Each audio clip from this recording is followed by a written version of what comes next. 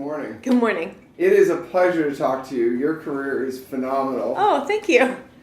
These movies, all three of them, are so much fun. Oh, thanks. What was it like getting a chance to go into a show that obviously has this modern twist on the investigative reporting and, but still diving into like the murder kind of juiciness? Yeah, I mean, that's what I thought from the beginning when I developed the idea, was just from my own sincere obsession with true crime podcasts and how interesting the whole genre is to me, and the wave of sort of public awareness they've brought to the justice system and justice reform and, wrongful imprisonments, and it's sort of brought a new level of understanding of how it all works. And what the public should be doing about it, right? So I find myself listening to hours of podcasts. I'm not kidding, every day. I drive a lot for work. That's amazing. I live in LA, so there's a lot of commuting that goes on there, and I always love listening to these podcasts.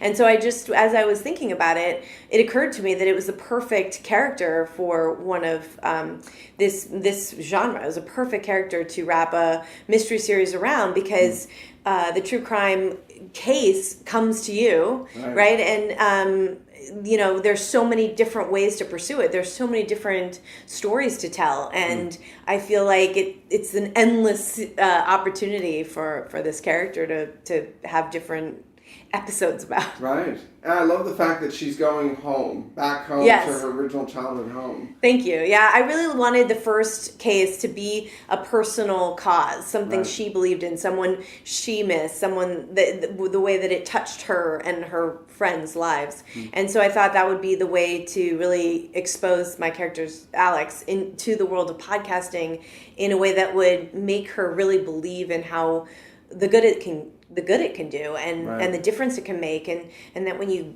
get people talking about something, even if it is 20 years old, you can make a difference. You can bring back new memories, get people to open up in a way maybe they weren't willing to at the beginning.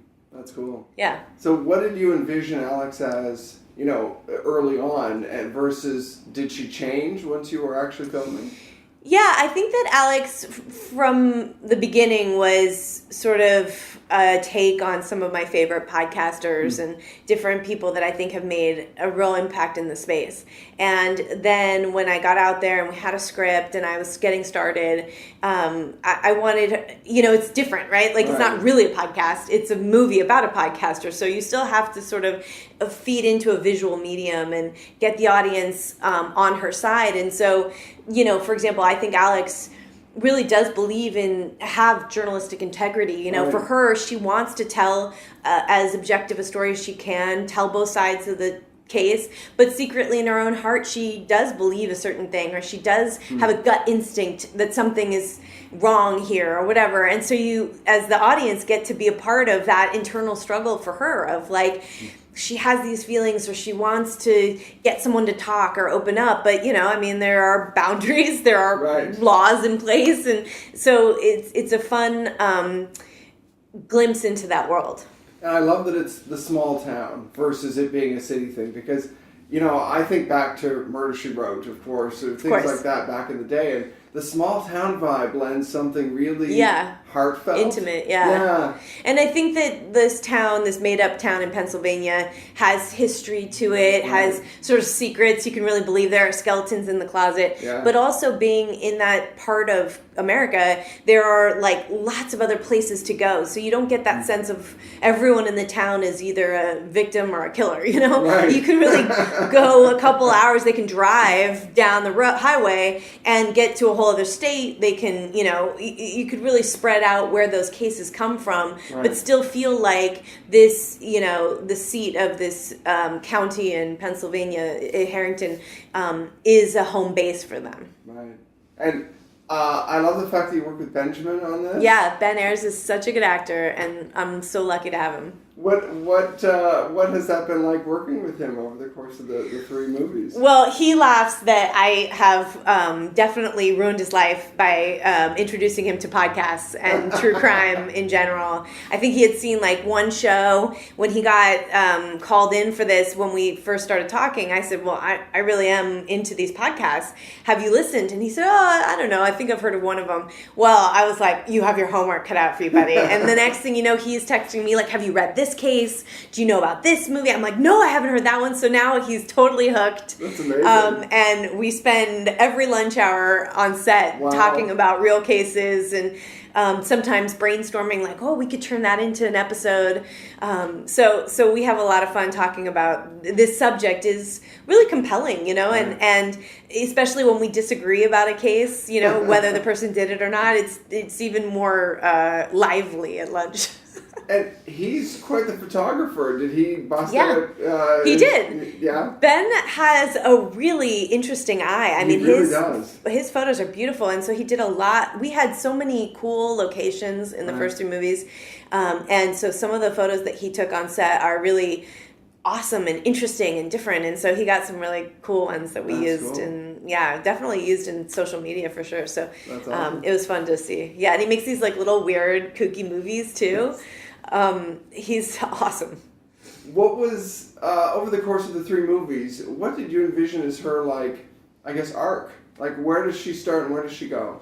Well, for the first 3 movies, we wanted to introduce Alex back to this small town that she knew as a child, and we wanted to really depict that she is alone in the world and a bit of a traveler, a nomad who doesn't settle down, and that she's gotten used to that and gotten used to not having roots anywhere. And so then she comes back to the small town of Harrington, where she does have family, she does have connections.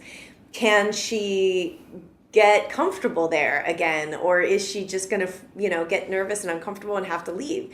So in the second movie, you see her really grapple with this idea of, will she stay or will she go? And I think there's a potential for some love interests in Harrington for Alex, and maybe unrequited love. Like, is there going to be a love triangle, or is Drew going to step forward? You never know what comes next. But I think we wanted to create an arc really of her deciding to stay in Harrington or not, and what does that mean for her? What does that mean for her next steps? Like settling in somewhere finally. Especially when she's supposed to inherit the newspaper. Well, right. And she did seem an unwilling... she seems an unwilling pawn in her uncle's scheme.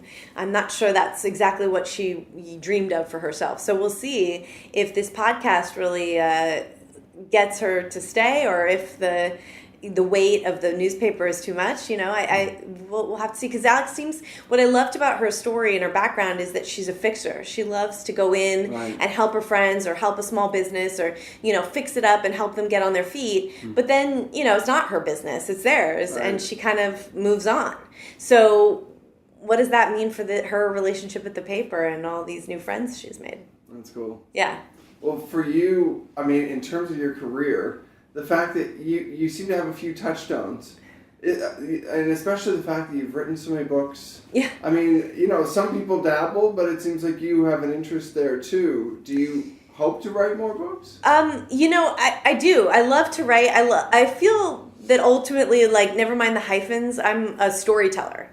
And finding things that impact people, it means a lot to me. However I can reach an audience, it is meaningful to me. And so right now, this is using up sort of all my creative energies, coming up with these stories and developing the series in an ongoing way is a full-time commitment.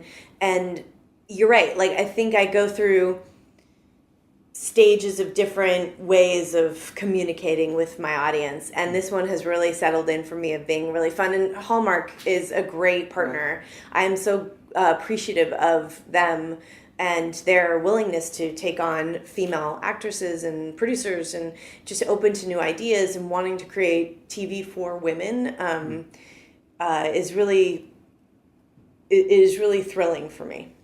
That's amazing.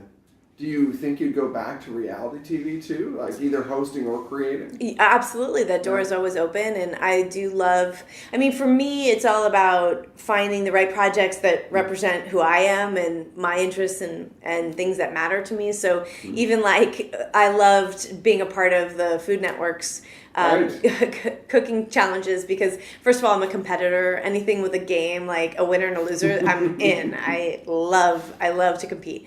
But also, you know, I have kids. My son is 14, my daughter's 10. I'll be honest, a lot of the choices I make are like, will they be proud or will they like this show? I'm like, if I can bring home cookies, like, great, I'm in. So yeah, I'm always open to that. But it's also important to me to be part of TV that I feel good about, like something that I'm proud to be a part of. Well, the last thing I have to ask is, would you ever do a podcast? Because it now seems like a perfect fit. Yeah. I by the way, yeah, that would be something I'm very interested in. I love the space. I love the storytelling format of the podcast. And it would definitely be something I'm interested in. Cool. Yeah, well, thanks. Thank you very much. Really Thank you. A pleasure.